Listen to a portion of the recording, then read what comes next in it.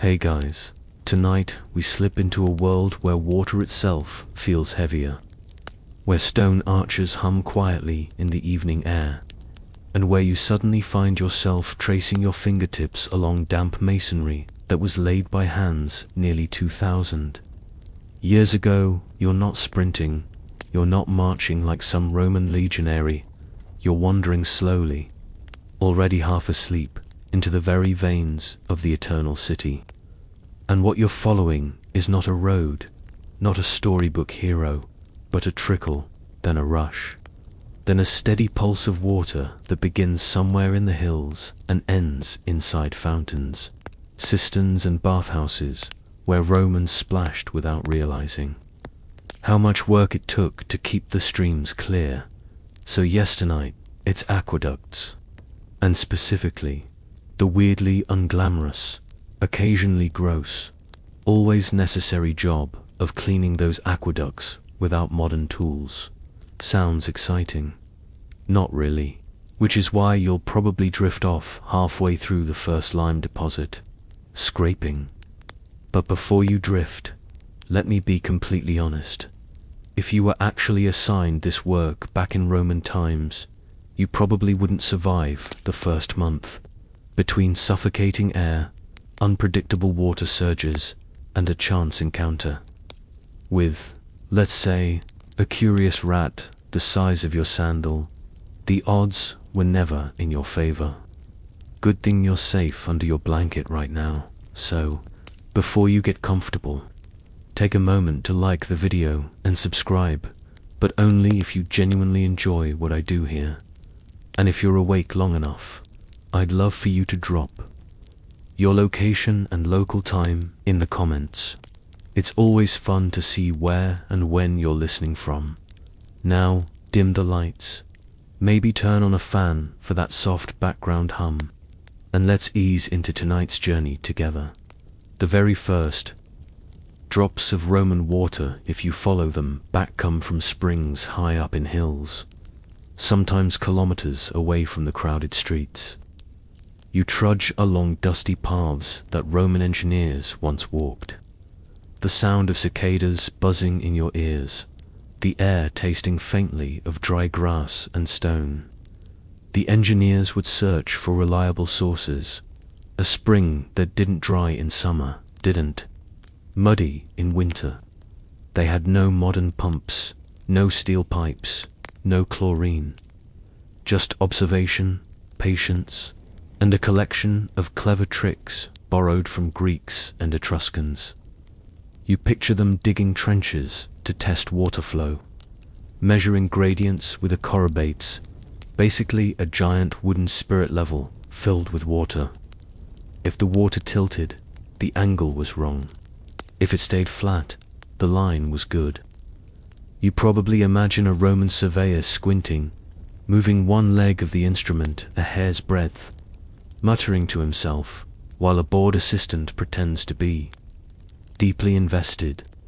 That's how aqueducts began, not with grand arches or city fountains, but with endless fussing about slope, too steep and the water eroded stone, too shallow and it stagnated. Historians still argue whether the first proper Roman aqueduct, the Aqua Appia in 312 BCE, was built more as a military convenience, supplying water to troops, or as a civic one, to keep the growing population less cranky. Either way, once it was built, the problem was set in motion. Water is never just pure water. It drags minerals, silt, algae, and the occasional unlucky frog along with it. You imagine that first stream flowing into Rome, citizens amazed, children running after trickles, only for some practical soul to mutter, "This thing's going to clog someday." And clog it did. Lime from the hills of Latium dissolved into the water and resilified along aqueduct walls as thick crust. Imagine the inside of your kettle, scaled and rough, only stretched over tens of kilometers, and every so often, twigs, leaves, and even offerings coins tossed upstream to appease nymphs, send it up, wedged in the channel. It was never-ending maintenance. You can almost hear an early aqueduct overseer sigh, scratching his head, before ordering someone else to crawl inside, with a tool that looked suspiciously like a giant spoon. But before any cleaning could even happen, those early aqueducts had to prove themselves. Picture arches slowly rising on the horizon.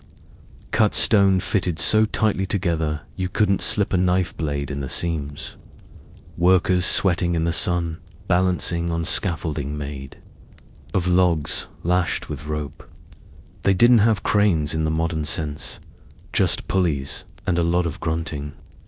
And above all, the knowledge that if the slope went wrong, the whole line might fail.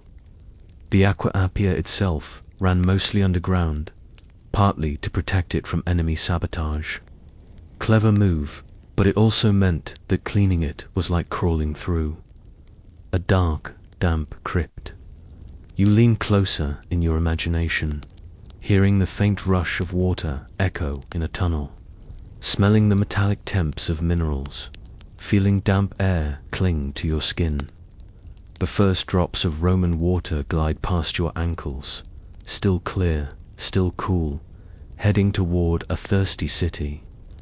No one thought the work of keeping it flowing would stretch across centuries, consuming the lives of hundreds of nameless cleaners. But here you are, stepping softly at the very start of the story, following those drops as they set out on their long, troublesome, magnificent journey. You shuffle forward with that quiet stream still hugging your ankles, and soon you notice something peculiar happening to the walls of the channel. At first it's just a faint whitening, like chalk brushed on stone. But as you run your hand along the surface, it turns rougher, almost crusty. That is lime-built-up calcium carbonate, the invisible hitchhiker in almost every drop of spring water that ever trickled toward Rome. The Romans didn't have to wait centuries for it to appear either. Within just a few years of a new aqueducts operation, thin layers of scale began to creep across the conduit like stubborn barnacles. You lean closer. There are thin green streaks too, faint veins of algae clinging where the sunlight sometimes slips through inspection shafts. The water's supposed to be clear, yet in the shallow stretches you notice slime, the kind that makes you cautious with your footing. This isn't some modern plastic pipe where everything flows neatly until a plumber fixes it. No, this is raw. Nature meeting raw stone. And the clash produces a mess that doesn't politely go away. Mainstream historians agree that limescale was the great enemy of Roman aqueduct maintenance. Even today, archaeologists marvel at the thickness of mineral deposits still clinging to abandoned conduits. In some stretches of the Aqua Claudia, for example, crusts up to half a meter thick remain, like the inside of a giant fossilized pipe. You imagine Roman workers staring in disbelief as walls slowly narrowed, water flow diminished, and pressure dropped at the fountains. A trickle instead of a gush at a public bathhouse meant angry citizens, and angry citizens meant angry officials, which meant you guessed it, more people crawling into slime-coated tunnels with sharp tools. And here's the fringe tidbit. Not all deposits were considered bad. Some Romans thought certain mineral buildups improved water's taste, giving it a mountain spring character. There's even the suggestion that in wealthier villas, household pipes left a faint mineral tamps that the elite came to expect. Still, it was a nightmare for volume. When fountains sputtered, no one cared about flavor notes. You kneel, watching a worker in your mind's eye scrape at the wall with a bronze hook. He pauses to tap the crust with a mallet, listening to the hollow sound. The build-up doesn't peel off neatly, it splinters, like old plaster, sending flakes into the water. You probably mutter, well, that's going to make the downstream tastes interesting. But it's what they had to do. Day after day, section after section, and it wasn't just minerals. Imagine a windy day carrying dust, leaves, even stray bird feathers into open channels. Some aqueducts ran above ground in troughs, basically. Long shallow gutters capped with stone slabs, but caps cracked, lids shifted, and debris snuck inside.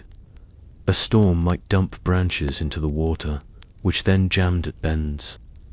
You picture a Roman maintenance man cursing under his breath, tugging out a soggy log, probably wondering if Jupiter had it in for him personally.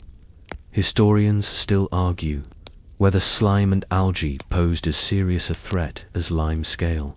Some suggest that in slow-moving stretches, algae coated surfaces so thoroughly that it reduced water speed to a sluggish crawl. Others think the slime was more cosmetic, a nuisance rather than a catastrophe. Whatever the truth, you can feel how slippery it makes the walls beneath your hand, and you wouldn't want to be the one in sandals trying to scrub it off.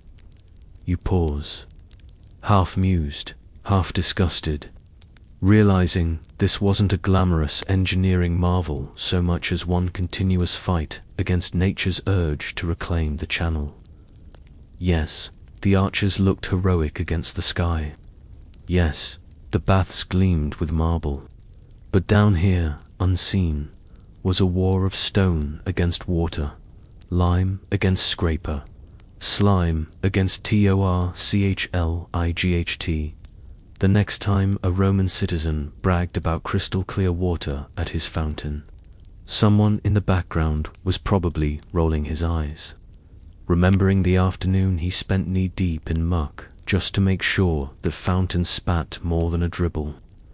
That's the part no tourist brochure, triumphal inscription, ever mentioned, and so you keep trudging, your feet echoing in the tunnel, running your fingertips along surfaces that should be smooth, but instead feel like an old seashell. You hear the faint chipping of metal on stone, the occasional grunt of annoyance, the hiss of water swirling around loosened crust, and you realize the aqueduct was never finished. From the moment the first drops entered, the clock started ticking, and someone had to clean it again and again and again. You press on, the trickle of water swirling round your ankles now, echoing louder, bouncing back from walls that narrow into a low, stone throat. Overhead, there's no open sky, no proud arches, just solid darkness. You bend down, squeeze your shoulders, and suddenly you're inside the part of the aqueduct that makes even the bravest Roman shiver, the inspection tunnel. There's no candle yet, no lamp lit, it's just you and the wet scrape of your sandal, sliding along rough limestone. The ceiling hovers just inches above your head. In some places you have to crawl on your knees, one hand dragging forward, one hand steadying yourself against slime. It smells damp, earthy, a bit like an old cellar crossed with a moldy loaf of bread. The air feels thin, stale, the kind that makes you think twice about each breath. You quickly understand why the Romans cut vertical shafts at intervals. Without them, the air would be suffocating. Even with them, you get the impression these tunnels didn't exactly pass a fresh breeze test. You imagine the cleaners often slaves, sometimes unlucky day laborers, creeping exactly as you are, carrying primitive lamps fueled by olive oil. The flame spits and dances with every draft, threatening to go out at the worst moment. And you realize there are no modern flashlights, no backup batteries. If the lamp dies, you are left with nothing but darkness so thick you could choke on it. You probably joke to yourself that it's like the original Roman horror movie. Candle goes out, cleaner never returns. You chuckle, but also tug your cloak tighter. Mainstream fact, these access tunnels, called speckers, weren't rare accidents. In construction, They were intentionally designed with cleaning in mind. Roman engineers knew from the very beginning that someone would eventually have to crawl back inside. Imagine building one of the 7 wonders of the ancient world, but also planning for janitors. That's essentially what the aqueducts were. Marvels with built-in crawl spaces. And here's your quirky tidbit. Some of those crawl spaces still exist today, so narrow and awkward that modern archaeologists, armed with headlamps and helmets, about bruised elbows, despite being considerably smaller than most ancient Roman stonemasons. So next time you feel sorry for yourself crawling under the bed to plug in your charger, picture doing it for kilometers, with the risk of drowning if the water suddenly surged. You edge forward, imagining the soundscape of an actual cleaning day, scraping echoes, ahead metal tools biting against limestone, little chips splashing into the stream. A worker mutters something in Latin, which you don't quite catch, but the tone is unmistakable. He'd rather be anywhere else. Another groans as he drags his basket of debris toward a shaft. Every now and then, a supervisor above calls down, his voice hollow in the shaft. "Keep going, faster, don't fall asleep down there." The workers roll their eyes in the dark, unseen. Historians still argue whether these cleaners worked in total isolation, one poor soul crawling alone, whether teams coordinated like ants through the maze. Evidence suggests both happened. In some aqueducts, marks in the stone hint at large crews. In others, it feels like the lonely job of one exhausted man, lamp sputtering, scraping away at mineral deposits no one else would ever see. The deeper you crawl, the stranger the acoustics become. Your own breathing feels loud, amplified. When you pause, water gurgles like an impatient throat clearing itself. You put out your hand and feel the walls slimy in patches, dry and crusted in others. The ceiling drips, each drop landing on the back of your neck, cool but irritating. You think, not for the first time, how every ancient wonder was propped up by 1,000 unglamorous, repetitive acts like this. Without cleaners in the dark, the aqueduct would clog, the baths would empty, and Rome's reputation as a city of fountains would collapse into muddy puddles. You shuffle further, trying not to think about the rats. Yes, there are rats. Somewhere in this tunnel, eyes glint in the flicker of lamplight. Something scurries, claws tapping stone. A cleaner might swat it with his tool, muttering a prayer to Mercury to keep him safe. You probably whisper something, too, promising yourself that when you wake, you'll never complain about unclogging your sink again. And still, the scraping goes on. Stone against mineral, human against nature, hour after hour. The aqueduct doesn't roar with power. Here it murmurs, trickles, resists. And you keep crawling, shoulder to shoulder, with men who never made the history books, but without whom Rome's fountains would have run dry. You emerge from that suffocating crawl, lamp still flickering, only to watch one of the cleaners pull out his favorite weapon. Not a sword, not a spear, but something far less heroic, a brush, tied together from reeds, bristles splayed from overuse. In his other hand he grips a bronze hook, a tool shaped like a shepherd's crook, but sharper at the end. This is the moment when the janitorial side of the Roman Empire reveals itself. Forget marble forums and gladiators. Here, progress depended on someone scrubbing slime and scraping rock like an exhausted dishwasher. The reed brush looks laughably simple. Just bundles of plant fibers jammed into a wooden handle. But as the man plunges it into the channel, swishing it against the walls, you can hear the rasp of fibers dragging through slime, the slosh of loosened muck drifting away with the current. He moves slowly, rhythmically, like he's sweeping a hallway. The water carries away some debris, but not all. For the thicker stuff, he leans forward with his bronze hook. That hook is no joke. Its edge digs into lime's scale with a gritty crunch, flaking off hunks that echo as they hit stone. Mainstream fact: archaeological finds confirm these tools existed. Bronze scrapers have been recovered near aqueduct sites, and written sources mention fistulae lead pipes being cleared with rods and brushes. The technology wasn't glamorous, but it worked. Romans were practical. They'd rather have a crude tool that lasted years than something flashy that broke in a week. And here's the quirky tidbit: some cleaners carved their initials into the walls of aqueduct tunnels while resting between bouts of scraping. Graffiti in the dark. Imagine crawling for hours and deciding, you know what, history should know I was here.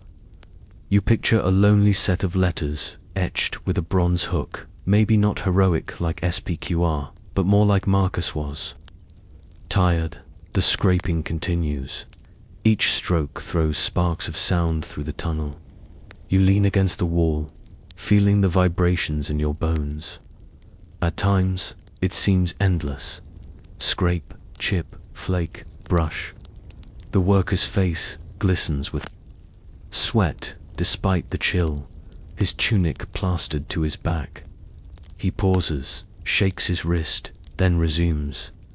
You imagine repeating this 4 kilometers. Suddenly, your own to-do list feels mercifully short. Historians still argue whether cleaning was performed systematically, organized by sections, at regular intervals, or only when citizens complained about weak fountains. Some argue for scheduled maintenance overseen by the curator aquarum, the official water commissioner. Others think it was reactive, chaotic, and mostly done when something failed. The truth may be a blend, carefully planned in theory, but messy in practice. The reed brush squeaks against stone again, and you're oddly soothed by the monotony. It's like the world's first ASMR. Brush, scrape, brush. You almost want to close your eyes and drift away, but then the hook crunches against a thick crust, startling you awake. The worker swears under his breath, probably something in Latin, but keeps going. 3 jokes in, you think. Rome wasn't built in a day, but apparently it was cleaned every night. You look down at your reflection in the trickling water. It ripples, distorted by flecks of limestone and algae. Drifting downstream, for every gleaming Roman fountain you picture in your mind. There were hours of this men hunched with crude tools, chipping and scrubbing in the dark, and no one applauded them when they emerged. No parades, no marble statues, just sore backs, and the satisfaction that the water, for now, would keep flowing. You can almost feel the rhythm of it settling into your own breathing. Brush forward, scrape backward, 1,000 times, until the walls seem smoother, the current swifter, the aqueduct slightly less rebellious against the empire's will. You linger at the edge of that rhythmic scraping, watching the brush bristles wilt and the bronze hook glint dully, and soon your attention shifts to the people themselves. Because who actually did this work? It wasn't some senator in a purple toga, that's for sure. It was the men at the bottom rung of society's ladder, slaves, captured prisoners of war, unlucky debtors, and sometimes even regular Roman citizens pressed into service like it was just another civic duty. And occasionally you'd find soldiers filling in, grumbling the whole way down a shaft, wondering what glorious campaign they'd been tricked into this time. You trudge alongside them, your sandals sliding in the muck, and the whole crew looks tired before they've even begun. Slaves carried the brunt of the work. They crawled deepest, carried the buckets, hauled debris, took the worst risks with drowning or suffocation. To them, aqueduct cleaning was endless and thankless. No one in the forum cheered when the water flowed again. No one praised the heroes of the lime crust. Their reward was simply surviving the shift. Mainstream fact: records show that Rome had an official water service, the Cura Aquarum, staffed with hundreds of workers, both free and enslaved. Overseen by a powerful official, the Curator Aquarum. This staff included inspectors, masons, plasterers, and cleaners. Some were skilled artisans, but many were just laborers sent wherever they were needed. Without this network, aqueducts would have collapsed under their own neglect. Here's your quirky tidbit. In some cases, soldiers, yes. Legionaries trained for battle were reassigned to aqueduct cleaning when stationed near Rome or other major cities. Imagine a man trained to wield a gladius, now scraping slime with a reed brush, muttering that this wasn't exactly the glorious fight against barbarians he signed up for. Historians still debate whether these soldiers volunteered as extra work for pay or whether they were simply volunteered by their commanders. And then there were the sewer crews. These poor souls, veterans of Rome's infamous Cloaca Maxima, were occasionally reassigned to aqueduct duty. If you'd survived ankle-deep sewage, an aqueduct might have felt like a vacation. At least the water started clean. You picture a grizzled cleaner shrugging. At least it doesn't smell like last week's fish guts. Before crawling into the dark. The social mix down there must have been strange. A slave from Gaul, a Roman-born debtor, and a cranky legionary, all scraping walls side by side, muttering in different accents, all equally covered in lime flakes and slime. You can almost hear the sarcastic jokes echoing in the dark. Hail, mighty Rome, conqueror of the world, master of plumbing sludge. Historians still argue whether these crews were properly compensated or half abandoned once they were inside. Some evidence suggests free workers earned modest wages and food rations. Others believe most were simply ordered down and left to endure until the job was done. Whatever the truth, you can feel the exhaustion in their voices, the heavy silence between grunts of effort, and when they climbed out, hauling their tools, there was no laurel crown waiting. Just more orders, another shaft, another stretch of tunnel. You watch them emerge into daylight, sweaty, plastered with muck, blinking in the sun, and then shuffle off to whatever quarters they slept in. Rome's fountains would sparkle that night, marble lions spitting streams into basins, children laughing, women filling jars. None of them thought about who kept it all flowing. And maybe that's the most Roman thing of all. Invisible armies of cleaners ensuring the empire stayed glamorous above ground. You trail behind the departing crew, their shoulders hunched, their laughter muted but defiant. Slaves, soldiers, sewer men, it didn't matter. Together, they kept Rome's veins unclogged, one miserable scrape at a time. You stand at the lip of a shaft now, peering down into a circle of stone that seems to stretch forever into the darkness. A faint trickle echoes up from below, and if you lean too far, your stomach flips, imagining what it would feel like to tumble straight down. This is one of the vertical access points cut into the aqueducts. And it's not just a neat architectural feature, it's the cleaner's gateway, their personal doorway into gloom. And unless you're eager to meet your end quickly, the only way down is on a ladder, or worse, a rope. Picture yourself gripping a hemp rope, hands already slick with sweat, sandals slipping against the stone wall. You're lowered slowly, inch by inch, the shaft swallowing you in damp air. The circle of daylight above grows smaller until it looks like a coin tossed carelessly into the sky. Someone at the top mutters encouragement, though you can't tell if they mean it or just want you to hurry so they can have lunch. The rope creaks, and you tell yourself that surely Roman engineers wouldn't risk their workers' lives on shoddy knots. They absolutely did. Mainstream fact. These vertical shafts were deliberately included during aqueduct construction, spaced at intervals for ventilation, water release, and crucially some reached depths of 30 meters or more, meaning descending wasn't for the faint of heart. Archaeologists have found chisel marks and worn grooves from repeated ladder placements, proving how often people used them. And now your quirky tidbit. Some shafts doubled as wells for locals. Farmers nearby would drop buckets down, hauling up aqueduct water for personal use. Imagine trying to climb down into a shaft for cleaning, only to have a confused villager lower a bucket onto your head. Awkward, yes, but also very Roman. You dangle halfway down, your sandals bracing against the wall, breathing shallowly because the air feels heavier the deeper you go. And you think, this is where my fear of heights would really betray me. One slip, one frayed rope, and you'd plunge straight into darkness.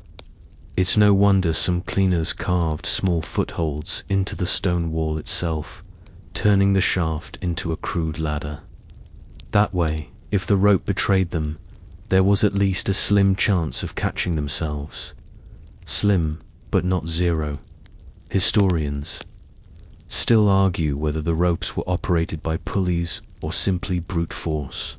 Men hauling up their comrades hand over hand. Some suggest winch systems. Others think it was just exhausted teams tugging together. Either way, you can imagine the squeal of fibers, the groans of men pulling, and the constant whispered prayers to every god available. Jupiter for strength, Neptune for water, Fortuna for luck at the bottom. The air feels cooler, heavier. The shaft opens into the aqueduct channel, where the water rushes past your ankles again. You look back up at the pinpoint of light, now impossibly far away, and realize this was just the commute.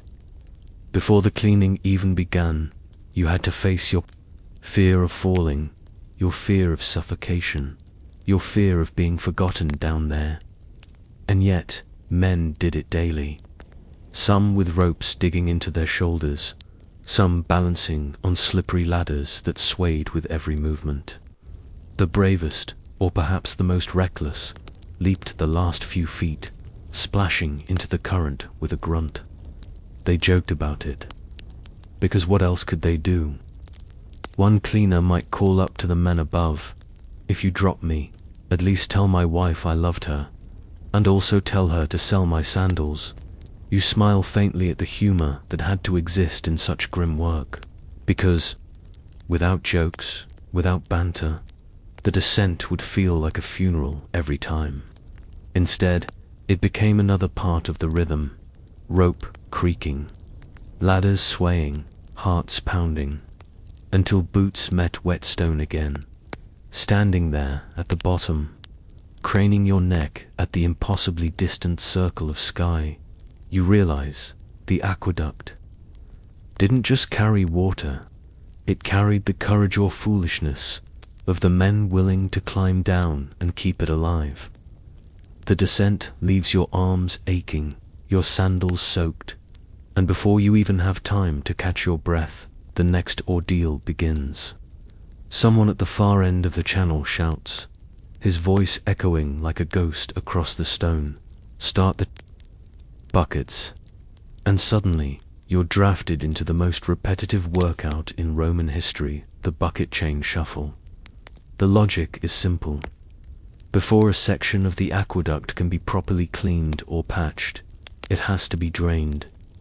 You can't scrape limescale or plaster cracks while water keeps rushing in. But remember, no electric pumps, no shiny suction devices, just good old-fashioned manpower. So, a line of workers, sometimes 10, sometimes 30, forms along the shaft, each holding a clay or wooden bucket. They scoop water, lift it, pass it, dump it, over and over. You watch the rhythm start. One worker squats, scoops, and swings the bucket up to the man beside him. That man pivots, passes it to the next. A third dumps it into a larger container, or out an opening cut to divert the stream. Then the bucket passes back down the line like a tired dancer returning to the stage. The water splashes, the men grunt, and the cycle repeats, again and again and again. Mainstream fact: texts from ancient authors, including Frontinus, the Roman water commissioner in the 1st century CE, describe interruptions to aqueduct service for cleaning and repairs, which often required draining entire sections. Archaeologists have uncovered channels and sluice gates specifically designed to divert water for maintenance. Still, in many cases, physical bailing with buckets or amphiry was the only option to dry stubborn stretches. Here's the quirky tidbit.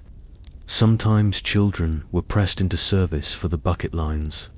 Smaller bodies fit better in narrow tunnels, and their nimble hands sped up the passing. You imagine a grumpy 10-year-old Roman boy muttering, "This isn't what I meant when I said I wanted to help build Rome." The monotony soon becomes hypnotic. Scoop, pass, dump. Scoop, pass, dump. The clatter of buckets striking stone joins the chorus, a percussion line echoing with every drop that sloshes out. Your arms ache in sympathy as you imagine hauling hundreds of liters this way. The water is never fully gone. There's always a slick sheen left on the stones, but it's enough to let workers move in without drowning. Historians still argue whether crews worked shifts of hours or days when draining. Long stretches. Some argue for continuous lines of workers who swapped places to avoid exhaustion. Others think draining was done in stages, with dams built to control flow. You lean toward the first theory because the rhythm of the bucket chain feels strangely addictive, almost meditative in its drudgery.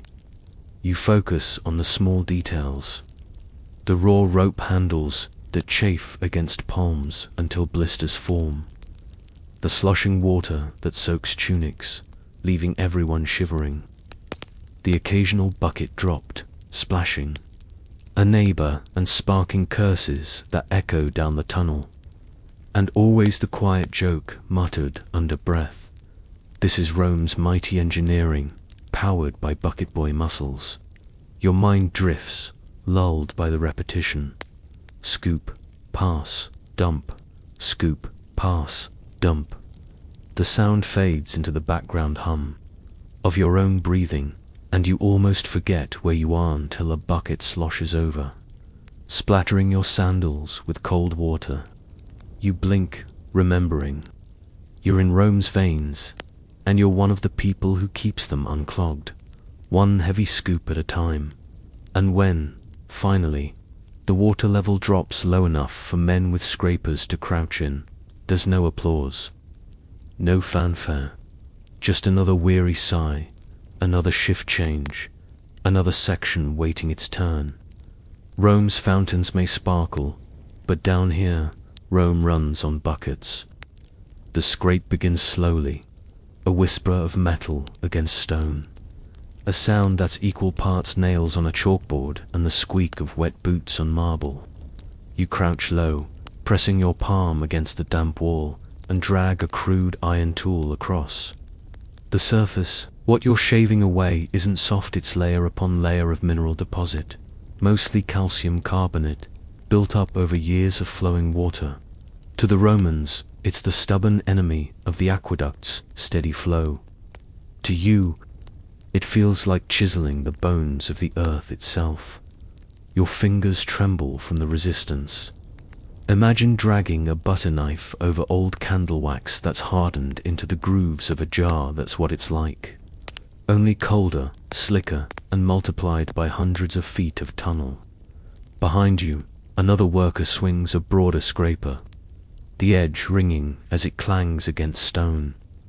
Ahead, someone else mutters about the thickness of the crust, sometimes as much as a fist deep, forcing men to chip at it for days. Here's the mainstream fact tucked into your labor. Romans called this crust sinter, a deposit of limescale that narrowed the channels over time.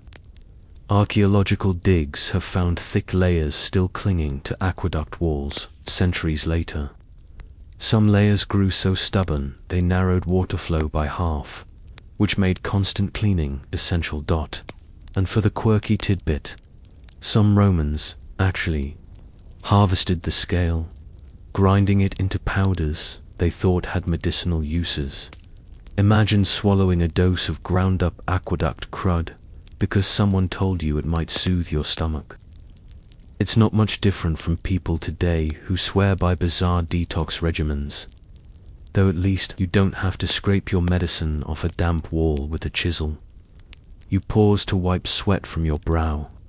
Though the air is cool, the tunnels, humidity makes your tunic cling, your arms ache, and your patience thin. Still, the rhythm of scraping sets in, a strange kind of lullaby. Pull, scrape, flake. Pull, scrape, flake. Every chip that falls clatters onto the damp floor like brittle seashells. The pile grows beneath your knees until it's a slurry of water, stone dust, and lime. Historians still argue whether crews carried the scale out in baskets or simply let it wash away during the next flush of water. You suspect it was both, depending on the stubbornness of the layer and the urgency of the job. Either way, the result was the same: endless chipping, endless bending, endless soreness. You glance up and notice the faint grooves left behind on the wall, almost like fingerprints carved into the stone. Each groove is a testimony not of the aqueduct's perfection, but of the thousands of hands that kept it alive. Rome wasn't powered only by emperors or marble statues. It was powered by sweaty workers kneeling in the dark, scraping until their arms gave out. And because Romans were practical but also a little theatrical, some sites show traces of wax torches stuck directly into the lime, hardened by years of soot. That means you're not just scraping scalia, also scraping away the residue of light itself. Thin shadows fossilized in the stone. The jokes don't stop, of course. One man grumbles, "At least the aqueduct doesn't talk back." Another replies, "Give it time, it might start demanding wages." The laughter echoes, not because the jokes are good, but because humor is the only thing thinner than the air down here. Scrape, scrape, scrape. Your wrist stiffens, your back twinges, but the work has a hypnotic rhythm. You almost forget the city above you, where fountains splash and bathhouses steam. All those luxuries rely on you on this gritty, endless scrape in the dark.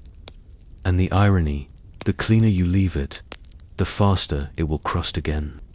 The cycle is as permanent as sleep itself. You shuffle forward in the dim tunnel, dragging your aching arms like sacks of sand, and the world changes subtly with each few feet of progress. The walls, once coated in slick lime and flecked with torch soot, begin to show different hues: brown streaks where iron seeped through, pale veining like marble where water had once whispered. You realize you're walking through a living geology textbook, except instead of a professor's droning lecture, you've got dust in your mouth and grit under your nails. The light flickers behind you, carried by the worker who trudges along. With a torch, flames sputter against damp air, casting jittery shadows that make the walls seem alive.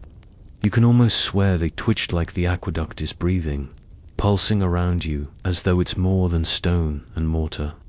In truth, it is alive in its way. It's a vein of the city, carrying water like blood, and your presence here is less a repair than a surgical procedure. Every step deeper feels like a negotiation with silence. The upper world is all chatter markets, fountains, gossip, but down here, sound is swallowed whole. When your boot splashes in shallow water, the echo rolls forward like a drumbeat, traveling through the hollow belly of the aqueduct. Imagine tapping your finger on a glass and hearing the hum stretch on 4 minutes. That's what it feels like. Here's your mainstream historical fact. Roman aqueducts stretched for astonishing distances, sometimes dozens of kilometers underground. And workers like you had to navigate maintenance shafts that were often barely wide enough to squeeze through. Archaeologists have found narrow inspection tunnels, so claustrophobic you'd need to suck in your stomach just to slide forward. Now, for the quirky tidbit, the Romans sometimes left little carved graffiti down here. Simple scratches of names, crude stick figures, even obscene doodles. Think of it as the ancient version of Marcus was here. Some workers, exhausted by endless scraping, etched their boredom into the walls. It's comforting, in a way. Not the only one who thought these long hours deserved at least a punchline. The passage turns narrow, forcing you to duck. The ceiling drips, plop, plop, plop, each droplet smacking into your scalp as if the aqueduct itself is mocking your discomfort. You hunch lower, shoulders pressed against stone, and shuffle sideways until you find breathing space again. Your tunic is streaked with slime now, and you can't help thinking that if Roman citizens ever saw what kept their elegant fountains flowing, they'd never dip their hands into them again. You pause to catch your breath. The worker behind you mutters about a collapsed section further along, grumbling that it'll take weeks to clear. He swears the tunnel is haunted by the spirits of workers buried alive, a rumor that drifts through the workforce like smoke. And here's the scholarly debate. Historians still argue whether collapses were common disasters or rare enough to be exaggerated by gossip. The archaeological record gives hints of repairs, but little certainty about how often tragedy struck. Still, when you're wedged in damp stone with nothing but a torch and aching arms, the possibility doesn't feel so distant. The group pushes on, hauling baskets of scraped lime back toward the surface through narrow shafts. You watch one man brace the load against his shoulder, teeth clenched, staggering up the slanted tunnel. The lime dust trickles down, coating him like a ghost. He looks back with hollow eyes and chuckles. If I make it out, I'm not drinking. Water again, laughter again, thin and nervous, breaks the silence. Humor is your only rope. Deeper still, the tunnel widens and the air grows cooler. A faint current brushes your face. You've reached one of the inspection vents open to the sky. Looking up, you see a pinprick of daylight, impossibly far above. Dust motes dance in the shaft like lazy stars, and for a moment, you feel less buried. You imagine climbing up into that light, arms hauling you hand over hand, until you burst into sunshine and leave this underground silence behind. But of course, you don't. You're needed here, scraping stone, sweating in shadows, keeping Rome alive, and the journey continues, step by step, deeper and darker, until the tunnel seems endless, like time itself. You follow the murmuring channel, the water now whispering past your ankles in a steady, hushed rhythm, carrying the debris of centuries with it. The scrape of metal tools has faded into a low hum, almost blending with the gurgle of the water. The occasional drip from above, and the shuffle of your sandals over uneven stone. There's a sense that the aqueduct itself is alive, breathing in slow, patient waves that lap against your legs. Every so often, a flake of lime drifts downstream, catching the faint torchlight and spinning like a tiny golden leaf. The main challenge at this point is not just the mineral scale, but the sediment. Unlike lime deposits, which cling stubbornly to walls, sediment gathers in pockets along the floor of the channel, forming irregular humps that make footing treacherous. Every step requires careful placement. One slip could send you sliding into the next sweep of water. You bend low, scooping some debris with a small trowel, and it's heavier than you expected. Even though it's mostly sand and small pebbles, the damp weight drags at your arms. A reminder that cleaning is as much about endurance as it is about technique. Mainstream fact: Roman engineers designed aqueducts with a slight gradient, often less than 1%, to allow water to flow naturally without pumps. That gradient, however, meant sediment tended to settle in slower stretches, creating pockets that required frequent cleaning. Archaeological studies show channels meticulously scraped and periodically widened to remove these deposits. Without such maintenance, flow could decrease drastically, affecting fountains, baths, and private households downstream. Here's a quirky tidbit. Some Roman maintenance manuals suggest adding small pebbles or sticks to the channel to act as scrubbing agents. Workers would push these along the floor with long rods to knock loose dirt and thin mineral layers, essentially creating early versions of scrubbing machines. Imagine hundreds of tiny sticks tumbling along an aqueduct, assisted by the occasional grumbling cleaner. It's laborious, bizarre, and oddly satisfying. Historians still argue whether sediment removal was systematic or largely reactive. Some evidence suggests crews followed strict schedules based on water quality, while other records imply work only occurred when fountains ran low or the flow slowed visibly. Either way, you get the sense that no aqueduct ever stayed perfectly clear for long. Nature had a way of reclaiming its territory faster than humans could counteract. As you shuffle along, the walls narrow again, forcing you to crouch low. Water splashes your knees, lime flakes clung to your tunic, and you notice the faint algae lining the damp edges. While it doesn't obstruct flow immediately, it makes everything slippery, a constant hazard. You brush your hand along it reflexively, noting the slight resistance, the way it gives just enough to remind you that you're not alone in this underground tunnel. The workers share a few half-hearted jokes, rattling through the darkness.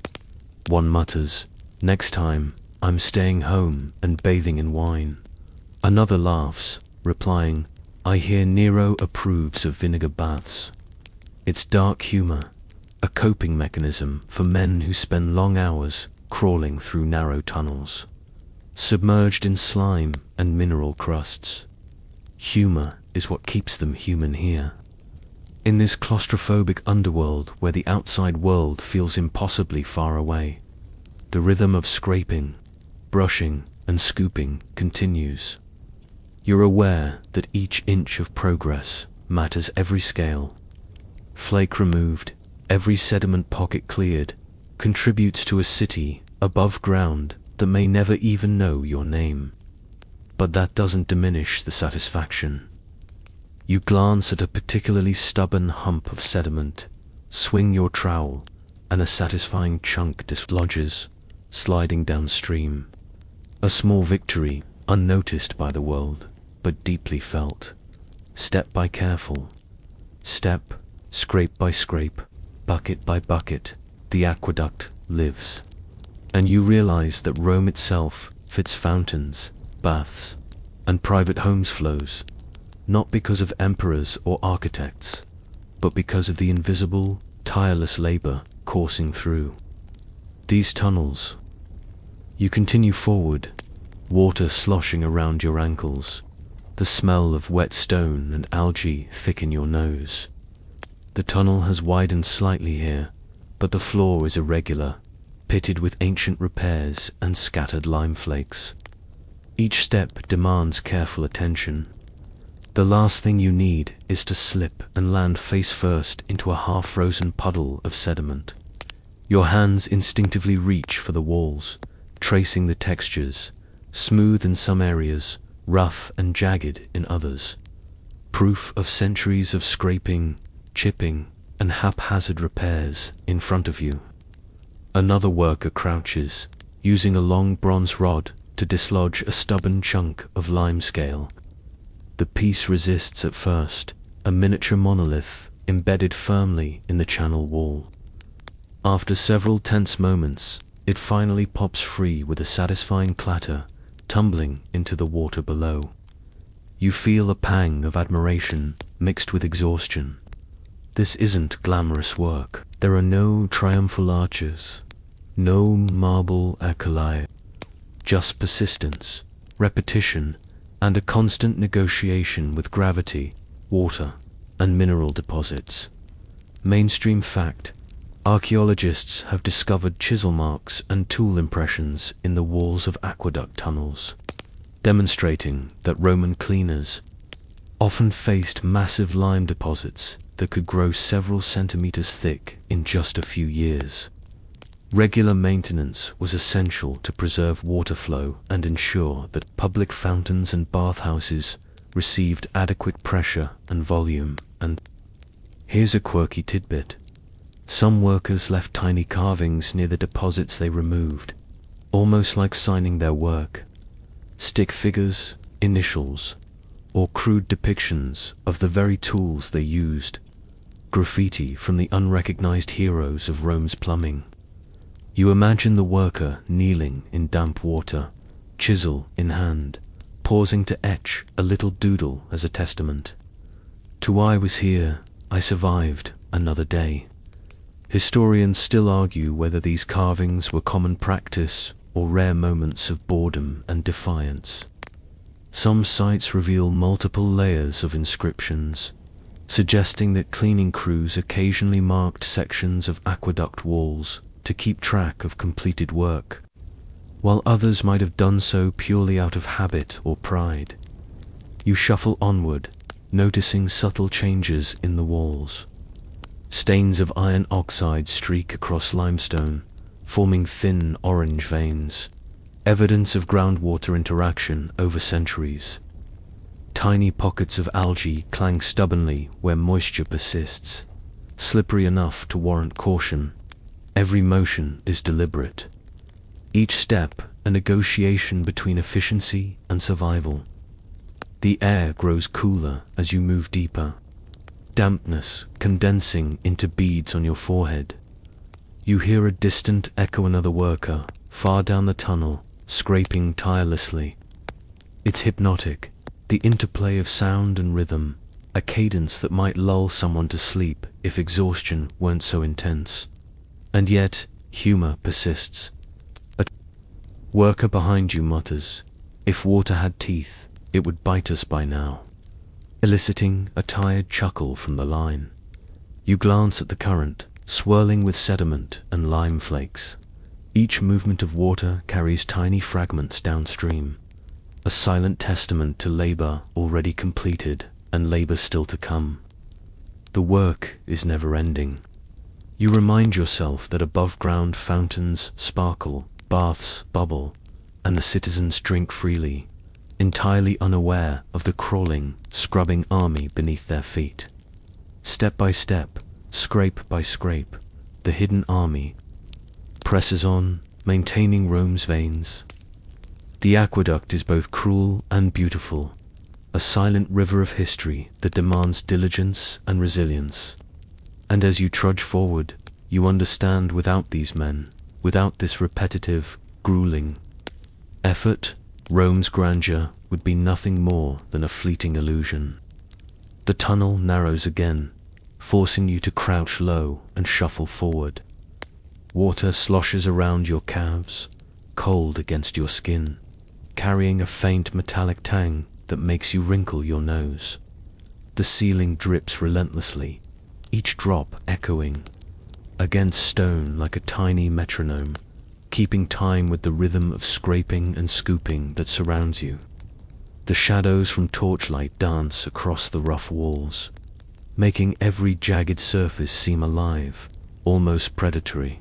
Ahead, a cleaner struggles with a particularly stubborn piece of limescale. His bronze scraper bites into the crust, sparks of effort flicking in miniature arcs. It won't budge easily. Some deposits can reach the thickness of a clenched fist. You feel your own arms ache merely from watching. It's hypnotic work, the repetitive push and pull of the scraper, the occasional thunk as a chunk falls, the soft splash as it hits water. 1,000 such motions, multiplied across kilometers of tunnel, kept Rome's veins unclogged. Mainstream fact: long stretches of aqueducts, particularly older ones, required regular scaling to maintain flow. The Romans understood that neglect would reduce pressure, potentially rendering fountains and baths useless. Historical texts describe workers assigned specifically for lime removal and sediment clearance, often working in the narrowest and most treacherous sections. Quirky tidbit: in some cases, workers used small brushes made from plant fibers or animal hair to remove finer deposits after chiseling away the big chunks. It's funny to imagine a grown man delicately brushing limescale like he's caring for bonsai trees, while his feet are ankle-deep in freezing water and his tunic is plastered to his back. Historians still argue whether cleaning was conducted at fixed intervals or only in response to water complaints. Some argue that the Cura Aquarum implemented regular schedules, while others suggest that many sections went years without attention, depending on the priorities of local officials. Your own experience crawling through this tunnel suggests that, regardless of schedules, human endurance dictated much of the work.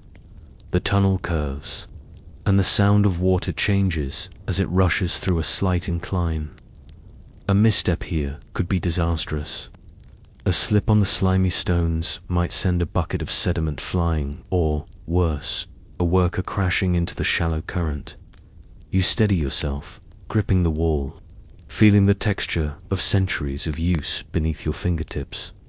You glance back at the line of workers. Some are silent, eyes fixed on the task. Others joke quietly, a kind of dark humor born of exhaustion. Next time, one mutters, "I'm staying home and just letting the city run dry." Laughter ripples down the tunnel, a fragile thread of humanity in the oppressive darkness. Every scrape, every scoop, every step is a small victory against nature, reclaiming what humans built. And yet, you notice the irony. The more you remove, the faster the aqueduct seems to recoat itself. Water flowing through limestone always deposits something. It's a cycle as inevitable as the rising sun. And still, Rome depends on these men to keep its lifeblood moving, unseen, unheralded, yet indispensable. You push on, feeling the familiar ache in your shoulders, the damp chill on your skin, the rough scrape of stone against tool. The rhythm of labor continues, hypnotic, exhausting, strangely beautiful.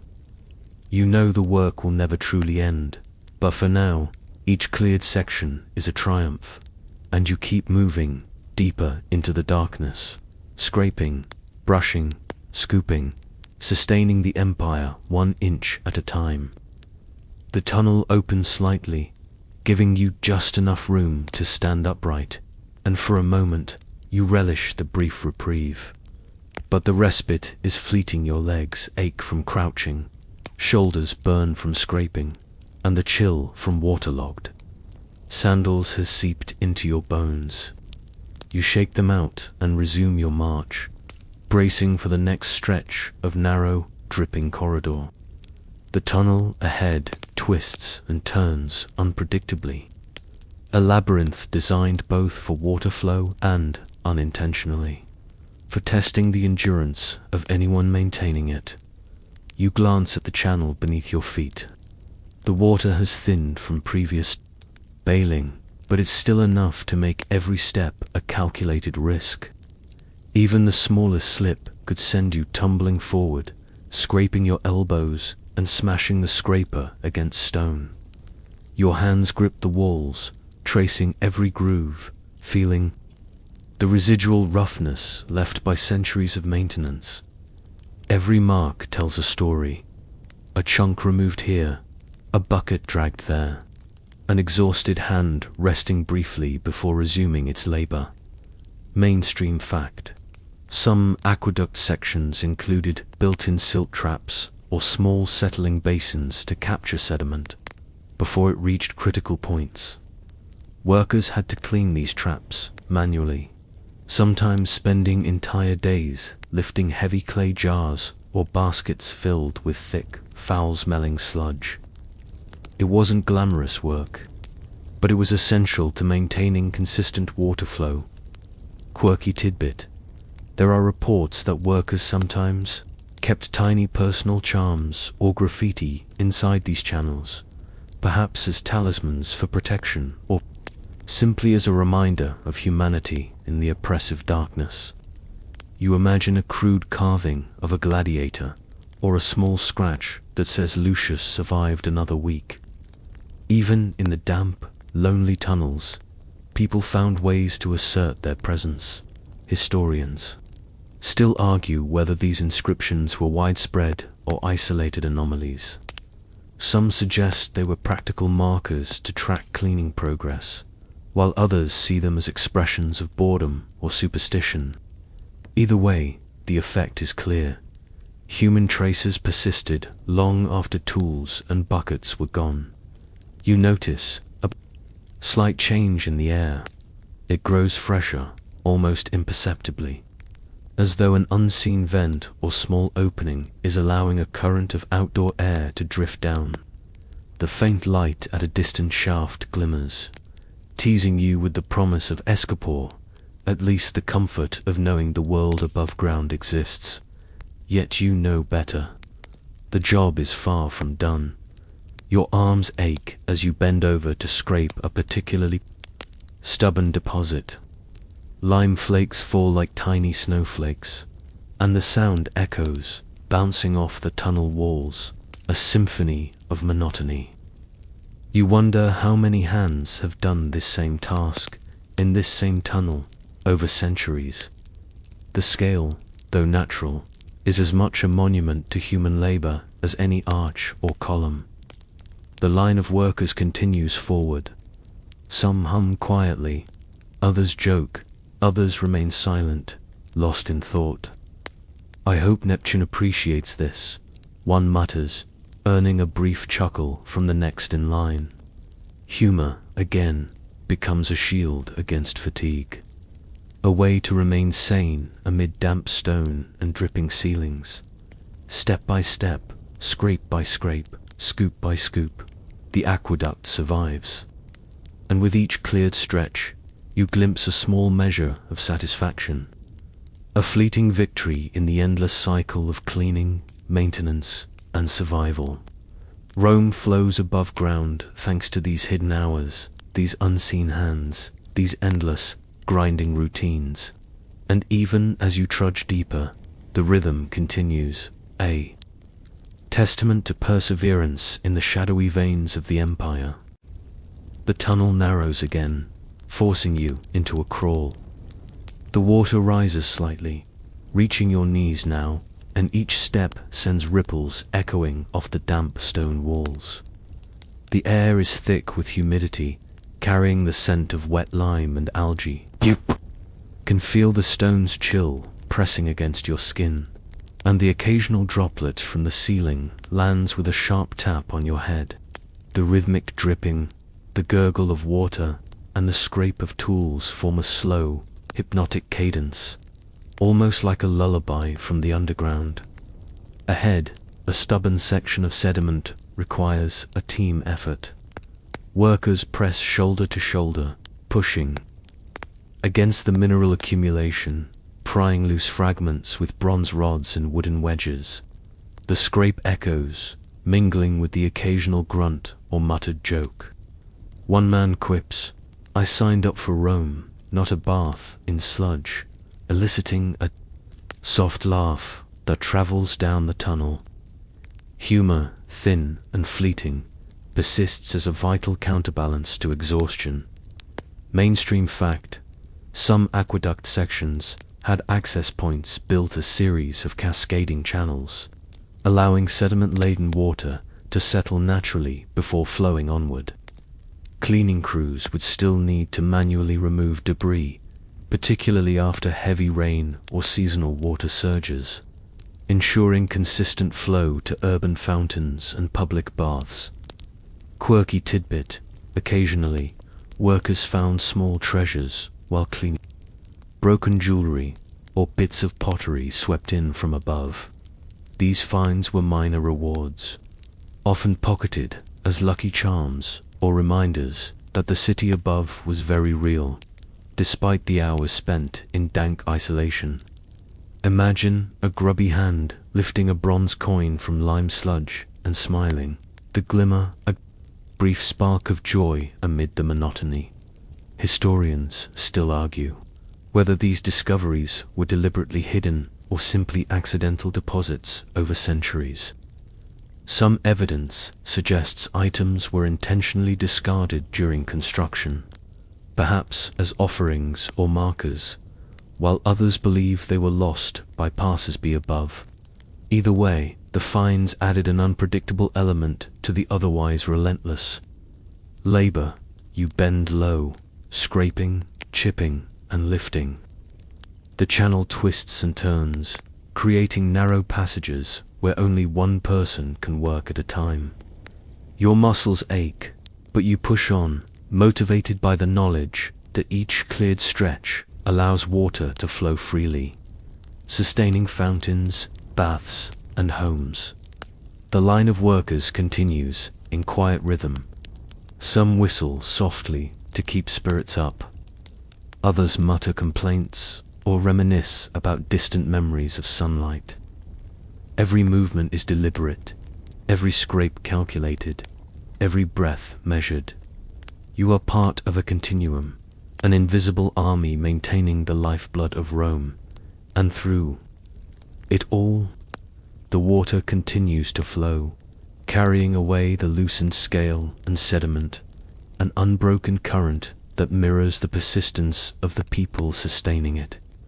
Step by step, scrape by scrape, bucket by bucket, you help keep an empire alive in the shadows, unseen but utterly essential. You emerge into a slightly wider chamber, the water lapping at your calves as you take a moment to breathe. The smell of wet stone is overpowering, mixed with the faint metallic tints of lime deposits and the occasional whiff of algae. Light from a distant shaft filters in, casting long, flickering shadows across the channel walls. The work is far from done, but there's a subtle sense of progress here. A stretch of aqueduct now partially cleared, its flow unhindered for the first time. In months or perhaps years, you glance at the other workers. Faces streaked with grime, tunics plastered to skin, arms trembling from the strain of constant scraping and lifting. Some smile faintly, others remain silent, lost in exhaustion. Jokes still echo quietly in the background, running commentary on the absurdity of life spent in dark tunnels, scraping away centuries of mineral deposits. One mutters, "If we survive this, I'm never drinking water again," prompting a subdued laugh from a neighbor who simply hopes the sentiment isn't prophetic. Mainstream fact: aqueduct maintenance was not a one-time task. It was a continuous cycle. Roman engineers understood that neglecting mineral deposits, sediment, or structural vulnerabilities could compromise water flow, damage infrastructure, and disrupt the daily lives of thousands above. Entire crews were assigned specifically for these endless cleaning cycles, often risking injury or worse to maintain the city's lifeblood.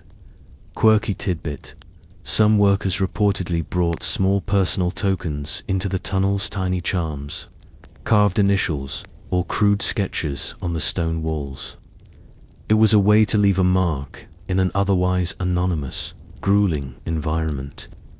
Imagine hundreds of hands over decades, leaving whispered signatures and doodles in the dark, a mosaic of hidden human presence. Historians still argue how organized these efforts were. Some suggest highly structured schedules and meticulous documentation. Others believe the work was reactive, undertaken only when water flow visibly slowed or complaints arose. Either way, the persistence of these crews ensured that Rome's aqueducts functioned over centuries, a testament to human endurance and ingenuity. The tunnel twists again, narrowing to a familiar crawl space. Water swirls at your feet, reflecting torchlight in tiny dancing patterns. You continue to scrape, lift, and pass buckets, knowing that each motion sustains the intricate ballet of aqueduct maintenance. Sweat drips, muscles scream, and yet there is a meditative quality to the repetition. Your hands remember the rhythm. Your arms move almost automatically. The faint glimmer of daylight above reminds you of the world beyond the tunnel, the city thriving, citizens drinking freely, fountains dancing, bathhouses steaming. None of them consider the hidden labor beneath their feet. Yet without this continuous effort, without countless hours of scraping, bailing, and careful inspection, the city above would quickly succumb to stagnation. And so, step by step, scrape by scrape, bucket by bucket, the work continues. Every section cleared, every stubborn deposit removed, is a quiet triumph. The tunnels echo with whispers of labor, determination, and resilience. You are part of that hidden army, an essential thread in the fabric of the empire. Rome may sparkle above ground, but it flows because of the unseen, uncelebrated hands that maintain its veins in the shadows below. Now, as your shoulders ache and the water laps steadily at your knees, you pause, a moment of quiet reflection. The hum of dripping water and soft laughter from the workers merges into a gentle lullaby. You breathe slowly, letting the sensation of damp stone, flowing water, and repetitive motion ease your mind. Step by careful step, scrape by scrape, the underground world and the above-ground city exist in a delicate balance, each sustained by the other. And as the echoes fade, the work continues, relentless yet strangely comforting. Asterisk, asterisk, slow your movements. Let your muscles relax, and feel the chill of the tunnel slowly ease. The water at your feet laps softly, a quiet rhythm that lulls the senses. Above ground, the city thrives, fountains bubbling and bathhouses steaming. But down here, in this hidden world, the pace slows naturally. Imagine the hands of countless cleaners over centuries, each leaving their mark, each contributing to the life of Rome. A quiet symphony of persistence and care. Allow the repetitive scrape of tools, the gentle splash of water, and the murmurs of fellow workers to fade into a soothing background hum. The shadows retreat, the dripping slows, and even the damp stone seems less imposing. Your breath becomes steady, in sync with the pulse of water moving through channels carved long ago. These tunnels, though dark and relentless, are a sanctuary of quiet labor, a meditation in motion. Think of the city above. The marble, the laughter, the splashing fountains, sustained by unseen hands beneath. The laborers, the cleaners, the bailing crews, they are present in spirit, a reminder of resilience and quiet dedication. Let their efforts comfort you, a reminder that even the most monotonous work can sustain something grand and enduring. Now, dim the lights, maybe turn on a fan for that soft background hum, and let yourself drift gently with the rhythm of water, the echoes of stone, and the slow, persistent heartbeat of an empire sustained in shadow.